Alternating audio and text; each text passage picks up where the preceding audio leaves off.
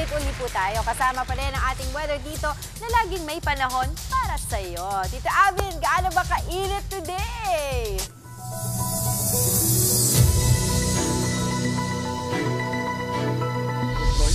Good morning, Angela, at good morning mga kapatid. Silipin po muli natin ang ating lagay ng panahon ngayong araw ng Lunes. Sa kasalukuyan, wala pa naman tayong bagyo o low pressure area na binabantayan sa loob ng ating Philippine Area of Responsibility. Pero magpapatuloy pa rin po yung ating matinding init ng panahon dulot ng ating easterlies.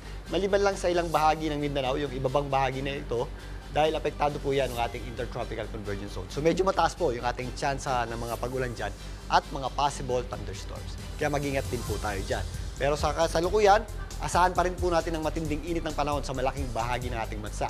Kahapon, Easter Sunday, ang pinakamatataas nating heat index ay umabot sa hanggang 47 degrees Celsius dyan po sa may Bulacan. At naglaro naman yan sa 44 degrees Celsius dyan sa may area ng Cavite dahil kasama na po dyan ang Palawan. Pumalo naman yan sa hanggang 45 degrees Celsius dito po sa area ng Cagayan. Ngayong araw ng Lunes, balik trabaho po tayo. Asahan pa rin po natin at paghandaan pa rin po natin ang matinding init ng panahon sa malaking bahagi ng ating bansa. Medyo mas mababa yan dito sa may area ng Davao dahil sa epekto ng ating intertropical convergence zone. Pero ito pong malaking bahagi ng Visayas, kung mapapansin nyo, marami po tayong kulay-pula dyan. Mataas pa rin po ang ating heat index sa area po ng Cebu. Posible po yung umabot sa hanggang 38 degrees Celsius. Lalong-lalo na po dito sa malaking bahagi ng Luzon, napakainit po ng ating panahon ha.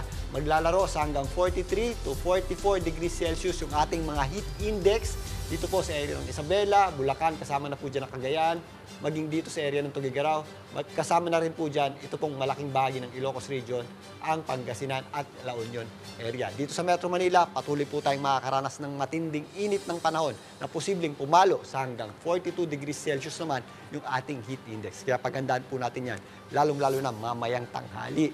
Kanina, nabanggit ni Mama Dims na maaga pa lang, maliwanag na at mataas na ang araw.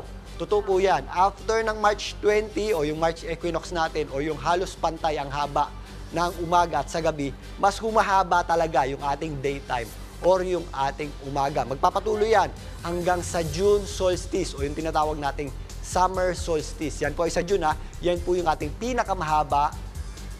Yan po yung ating pinakamahabang umaga o yung ating araw.